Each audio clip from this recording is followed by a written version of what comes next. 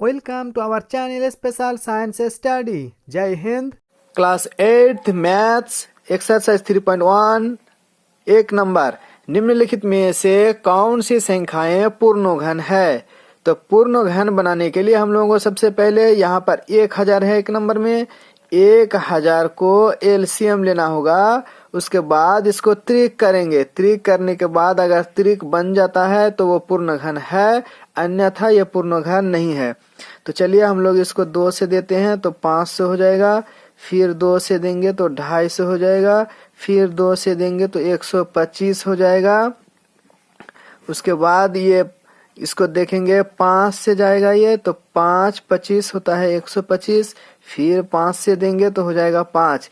यानी अगर हम लोग 1000 को तोड़ते हैं तो हो जाएगा 2 गुना 2 गुना 2 गुना 5 गुना 5 गुना 5। अब इसको हम लोग त्रिक करते हैं तो यह त्रिक बन जाता है, अतः त्रिक बन जाता है यानी त्रिक है, इसीलिए ये हम लोगों का हो जाएगा पूर्ण घन है, अतः पूर्ण घन है। ये जो हो जाएगा हम लोगों का आंसर। अब देखते हैं कि 2 नंबर में इसको लॉसा जांच करने के लिए हम लोग सबसे पहले इसको जोड़ लेंगे तो 8 और 7 15, 16 17 18 यानी 3 6 के 18 होता है। इसी तरीके से हम लोग यहाँ पर 3 से देंगे तो यहाँ पर 3 10 30 हो जाएगा, और यहाँ पर 29 तिया हो जाएगा 87। तो इसको फिर हम लोग देते हैं 9 10 11 12 यानी ये भी 3 से जाएगा तो 3 तिया हो जाएगा हम लोगों का 9, फिर 3 चौके 12 और फिर 3 तिया 9। अब ये जो है ये 7 का घन 7 से जाएगा तो 7 से जाएगा तो इसको हम लोग ऐसे कर देंगे। फिर ये 7 से जाता है तो 7 सते 49 हो जाएगा, यानी हम लोगों का जो 3087 है इसका आभाज्य गुणनखंड हो जाएगा 3 गुना 3 गुना 7 गुना 7 गुना 7। अतः इसको त्रिक करेंगे तो ये 7 का तो त्रिक बनता है लेकिन 3 का त्रिक नहीं बनता है, अतः ये त्रिक नहीं है। इसे लिख सकते हैं त्रिक नहीं है, इसीलिए पूर्ण घन नहीं है। आप करते हैं 3 नंबर में 4,56,533 को। तो ये आप लोग टेस्ट कर लीजिएगा। यहाँ 7 देकर जाता है, जब इसको 7 दे के देंगे तो हम लोगों का हो जाएगा 65,219। फिर इसको डिवाइडेड करके बना सकते हैं। फिर 7 से जाएगा तो हम लोगों का बन जाएगा 9317। फिर देंगे हम लोग 7 से तो हम लोगों का बन जाएगा 791 और 31। और ये जो है इसको तो हम लोग जानते हैं कि 11 का घन है, इसीलिए यहाँ पर 3 11 गुना हो जाएगा। तो इस तरीके से हम लोगों का जो घन हो गया वो हो गया 7 गुना 7 गुना 7 गुना 11 गुना 11 गुना 11। अब इसको हम लोग त्रिक से करते हैं तो त्रिक है, अतः ये भी हो जाएगा हम लोगों का पूर्ण घन है। चलिए अब चलते हैं। तो यहाँ पर 1,06,480 को 2 से जाएगा तो हो जाएगा हम लोगों का 5, इसका आधा हो जाएगा 3 2 4 1। इस तरीके से फिर अगर 2 से दे देंगे तो बन जाएगा हम लोगों का, इस तरीके से आधा करते करते जाएंगे तो यहाँ पर हो जाएगा 13,310। फिर 2 से देंगे तो बन जाएगा हम लोगों का 6,655। फिर इसको हम लोग इस बार 5 से देते हैं तो बन जाएगा हम लोगों का 1331। अब 1331 को तो हम लोग 11 से देते हैं तो बन जाएगा हम लोगों का 121, और फिर 11 से बन जाएगा 11 11 121। तो इस तरीके से हम लोग यहाँ पर 2 इंटू 2 इंटू 2 इंटू 2 इंटू 5, उसके बाद है 11 11 11। अब इसका तो त्रिक बनता है, यहाँ पर यह त्रिक नहीं बनता है, यह त्रिक नहीं बनता है, त्रिक नहीं बनता है, इसलिए हम लोग लिख सकते हैं अतः पूर्ण घन नहीं है। अब यहाँ भी वैसे ही करेंगे, 2 से जाएगा तो ये हो जाएगा 2304, फिर 2 से देंगे तो बन जाएगा 1152, फिर हो जाएगा 2 से देंगे तो हो जाएगा 576, फिर 2 से देंगे तो हो जाएगा 288, फिर 2 से देंगे तो बन जाएगा 144, फिर 2 से देंगे तो बन जाएगा 72, फिर यानी इसको आधा करते करते जाएंगे तो 36 हो जाएगा, फिर इसका आधा हो जाएगा 18, फिर इसको 2 से देंगे तो 9 बन जाएगा, फिर यहाँ पर 3 से देंगे तो 3 तिया 9 हो जाएगा। यानी यहाँ भी हम लोगों का, यहाँ पर डायरेक्ट हम लोग बना सकते हैं, यहाँ पर 2 ही 3 है, इसका त्रिक नहीं बन रहा है। फिर भी चलिए यहाँ पर हम लोग लिख लेते हैं, यहाँ भी त्रिक करेंगे तो ये 2 का तो त्रिक बन रहा है लेकिन 3 का त्रिक नहीं बन रहा है, इसीलिए त्रिक नहीं है, त्रिक नहीं है, अतः पूर्ण घन नहीं है।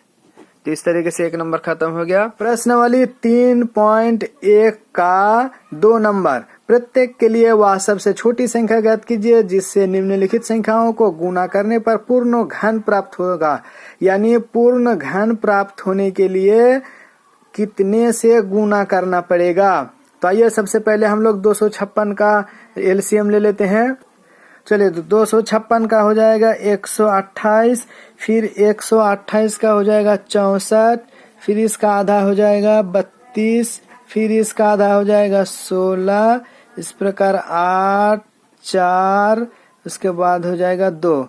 यानी हम लोग अब इसको बनाते हैं, ये हो जाएगा। अब इसको हम लोग त्रिक बनाते हैं, तो ये 3 2 हो गया, 3 हो गया। अब इसका लास्ट 2 का त्रिक नहीं बन रहा है, अतः पूर्ण घन बनाने के लिए सबसे छोटी संख्या हो जाएगा 2 आंसर। अब 675 2 नंबर में है तो इसको बनाते हैं, तो ये 3 देके जाएगा, हो जाएगा 225, फिर जाएगा 3 देके तो हो जाएगा 3 25 75, फिर 5, फिर 5। यानी हम लोग 675 को 3 गुना 3 गुना 3 गुना 5 गुना 5, अब त्रिक बनाते हैं तो 5 का त्रिक नहीं बनता, इसी प्रकार हम लोगों का 5 हो जाएगा आंसर। इस प्रकार पूर्ण घन बनाने के लिए 5 से गुना करना होगा, इस प्रकार अतः 5 हो जाएगा आंसर। सॉरी, यहाँ भी वर्ग नहीं होगा, घन होगा। 3 नंबर में है 7803, तो 7803 को भी हम लोग 3 से देते हैं तो हो जाएगा 2601, फिर 3 से देते हैं तो हो जाएगा 867, फिर हो जाएगा 3 से 209। अब फिर इसको देंगे तो 17 से बन जाएगा 17। इस प्रकार हम लोग लिख सकते हैं कि 7803 का हो जाएगा, यानी 3 गुना 3 गुना 3 गुना 17 गुना 17, यानी 17 का त्रिक नहीं है, अतः 17 सबसे छोटी संख्या हो जाएगा। यही हो जाएगा हम लोगों का आंसर। या फिर आप इस नियम से भी या फिर ऊपर के नियम से लिख के आंसर कर सकते हैं। अब 3 नंबर में देखिए दिया हुआ है, प्रत्येक के लिए वह सबसे छोटी संख्या ज्ञात कीजिए जिससे निम्नलिखित संख्याओं को भाग देने पर भागफल एक पूर्ण घन प्राप्त हो जाएगा। यानी अब हम लोगों को भाग देना होगा, जो संख्या का त्रिक नहीं होगा उसको हटा देंगे। तो चलिए बनाते हैं। यहाँ पर देखिए हम लोगों का जो बनता है, त्रिक बनाएंगे तो त्रिक ये हो गया त्रिक। अब 2 ही हम लोगों का हो जाएगा आंसर, यानी 2 को पूर्ण संख्या से भाग देना होगा। तो लिख लेते हैं भाषा। यहाँ पर 128 के आभाज्य गुणनखंड में 2 का त्रिक नहीं बनता, तो 2 का जब त्रिक नहीं बनता है तो 2 से भाग दे देंगे, यानी हम लोग 128 को 2 से भाग देने पर पूर्ण घन होगा। अतः सबसे छोटी संख्या 2, यहाँ 2 से दे देंगे तो बन जाएगा हम लोगों का 96, फिर 2 से दे देंगे तो हो जाएगा 48, फिर 2 से हो जाएगा 24, फिर 2 से 12, फिर 2 से 6, फिर 2 से हो जाएगा 3। अब यहाँ पर देखते हैं त्रिक बनाएंगे तो 2 का त्रिक बन जाता है लेकिन 3 का नहीं बनता है। नए student please subscribe our channel. पूर्ण घन प्राप्त करने के लिए 3 से भाग देना होगा, तो सबसे छोटी संख्या हो जाएगा हम लोगों का 3। यार ऑब्जेक्टिव अगर रहेगा तो देखना है कि 3 लास्ट में है तो 3 को ही मार देना है। 3 नंबर में 7803 का अभाज्य गुणनखंड करेंगे तो 3 से देंगे तो यहाँ पर 2601 हो जाएगा, फिर 3 से देंगे तो हो जाएगा 867, फिर 3 से दे देंगे तो हो जाएगा 289, उसके बाद चला जाएगा 17 से तो यहाँ पर भी हो जाएगा 17। अब यहाँ पर 7803 का अभाज्य गुणनखंड हो जाएगा 3 गुना 3 गुना 3 गुना 17, यानी 17 गुना 17 117, तो इसी का आंसर हो जाएगा सबसे छोटी संख्या। फिर यही चीज फिर लिखेंगे हम लोग। तो पूर्ण घन प्राप्त करने के लिए 17 से भाग देना होगा, तो सबसे छोटी संख्या हो जाएगा 17। 4 में देखते हैं कि 24,300 है, तो 24,300 को हम लोग बना लेते हैं। तो ये चला जाएगा 2 देके तो हो जाएगा 12, जिसका आधा हो जाएगा 150, फिर 2 से चला जाएगा बन जाएगा। अब इसका त्रिक बनाते हैं, तो इसका भी त्रिक नहीं है, इसका त्रिक एक ठो बनता है, इसका त्रिक नहीं बनता है। अतः यहाँ पर हम लोगों को 2 गुना 2, फिर यहाँ त्रिक नहीं बना तो 3 गुना 3, फिर यहाँ पर त्रिक नहीं बना 5 गुना 5, यानी इसको अगर हम लोग गुना करेंगे तो 5 5 25, 25 तिया हो जाएगा 75, 75 दुना 150, 150 दुना हो जाएगा 300, और 300 तिया हो जाएगा 900।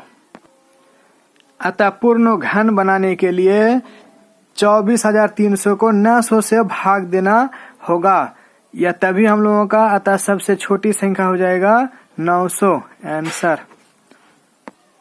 4 नंबर में देखते हैं 704 है, तो 704 का आधा हो जाएगा 352, फिर 352 का आधा हो जाएगा 176, फिर 176 का हो जाएगा 88, फिर 88 का हो जाएगा 44, फिर इसका हो जाएगा 22, इसका 22, फिर इसका हो जाएगा आधा 11। अतः हम लोग इसको लिख लेते हैं अभाज्य गुणनखंड करके, तो 2 गुना 2 गुना 2 गुना 2 गुना 2 गुना 1 2 3 4 5 6, 1 2 3 4 5 6 और गुना 11। अतः इसका भी त्रिक करेंगे तो ये त्रिक हो जाता है, यानी 11 से कम भाग देना होगा। अतः पूर्ण घन बनाने के लिए 11 से भाग देना होगा, और सबसे छोटी संख्या हो जाएगा 11 आंसर। प्रश्नावली 3.1 का 1 से 3 नंबर तक पहला पार्ट में हुआ, सेकेंड पार्ट में बाकी होगा। हमारे चैनल से जुड़े रहिए, लाइक शेयर कमेंट करते रहिए। Thank you.